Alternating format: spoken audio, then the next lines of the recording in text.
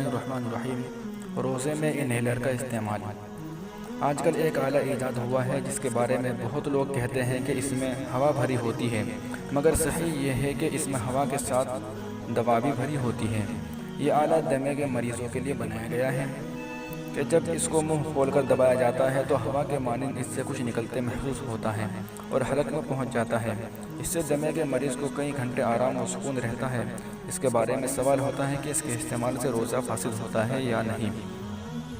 جواب یہی ہے کہ اس سے بھی چونکہ گیس کی شکل کی ایک چیز بدن کے اندر پہنچتی ہے جس میں دوا ملی ہوتی ہے، اس لیے اس سے بھی روزہ فاسد ہو جاتا ہے، اور اس میں چونکہ صورتاً و معناً دونوں طرح افطار پایا جا رہا ہے، اس لیے اس میں قضا و کفارہ دونوں لازم ہوں گے، جبکہ کفارے کے لازم ہونے کی دوسری شرط بھی پائی جائے، مثلا رات سے روزے کی نیت کی ہو، اس چیز کا استعمال عمدن ہوا ہو وغیرہ۔